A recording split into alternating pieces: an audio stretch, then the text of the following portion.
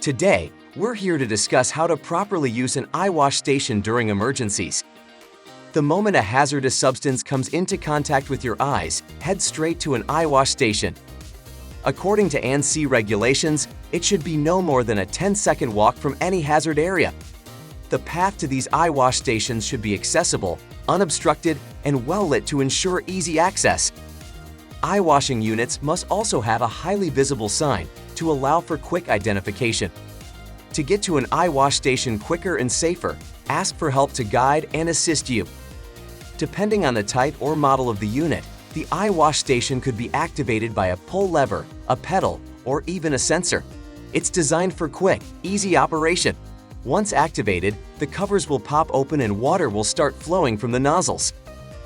Once in position, open your eyelids wide with your fingers and move your eyes around to ensure the water reaches all parts of your eyes.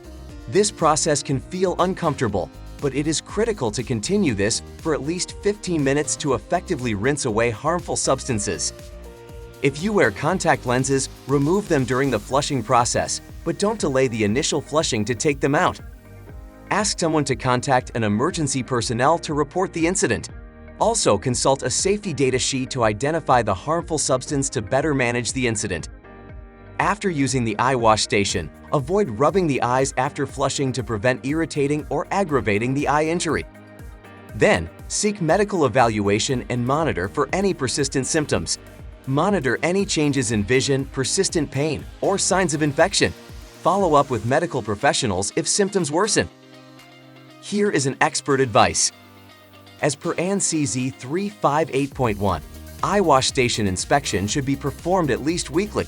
Make sure to flush the eye washes continuously for 3 to 5 minutes per week to ensure they are working properly. This also helps prevent buildup of dirt and other contaminants in the plumbing. Also, ensure that the water coming out of the eye showers reaches the level adequate enough to rinse the eyes, confirming that the water pressure is at 30 psi. Lastly, when not in use, keep the covers on the eye wash units to prevent any contact with airborne contaminants. For more insightful videos, don't forget to like, subscribe, and click the bell icon. Stay informed, stay safe, always.